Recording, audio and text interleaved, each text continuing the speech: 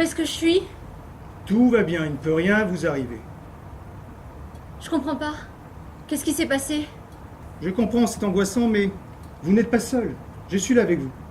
Je vais vous aider à apaiser toutes vos angoisses. Mes angoisses? J'ai pas d'angoisse, je me souviens même pas de quoi que ce soit qui ait pu m'angoisser. La seule chose qui m'angoisse, c'est vous, cet endroit, et surtout que je me rappelle pas ni comment, ni pourquoi je suis arrivée ici. C'est vous qui avez fait le choix d'être ici. Vraiment? Parlez-moi, ça va vous revenir, je vous assure.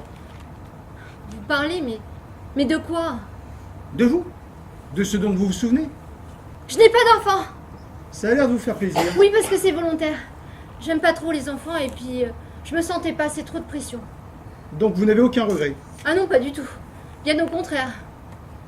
D'ailleurs, c'est bizarre parce que je me souviens pas qui je suis ni pourquoi je suis ici, mais je me souviens très bien les raisons pour lesquelles j'ai jamais voulu d'enfant. Je reste persuadé que même si un enfant change votre quotidien, ça on peut pas le dire. Ça permet surtout de s'améliorer, transmettre le meilleur soi-même. Et puis chaque enfant est différent. On peut pas savoir à l'avance ce que ça va donner. Oui, et ben c'est bien dommage justement qu'on puisse pas savoir à l'avance. Vous savez ce qui serait bien?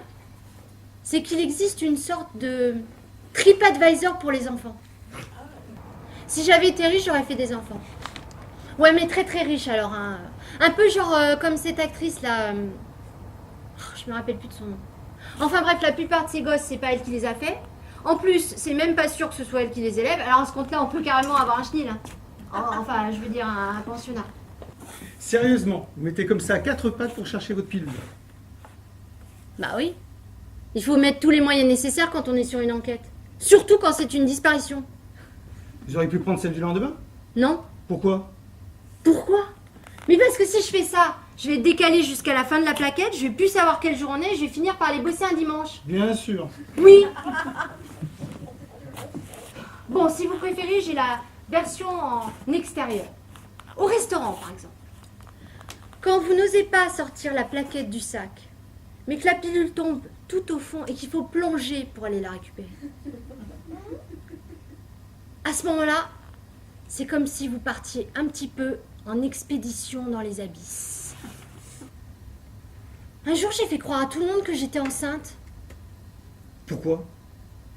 Bah, je sais pas, j'ai dit ça comme ça, juste pour voir quel effet ça faisait de l'annoncer. Mais bon, la réaction de mon entourage a été tellement enthousiaste qu'après, j'ai pas osé leur dire que c'était faux. Je voyais davantage la sagesse et la beauté, comme l'arc et la lyre d'Apollon. Quant à proclamer haut et fort la laideur de ce monde, je ne suis pas d'accord avec vous.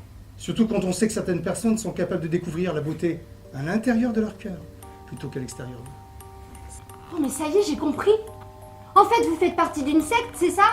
Vous m'avez kidnappé et drogué pour m'obliger à rejoindre votre groupe? Vous savez où elle est? Regardez-moi dans les yeux. Détendez-vous. Vous ne pensez plus à rien. Vous n'entendez que ma voix qui pénètre en vous.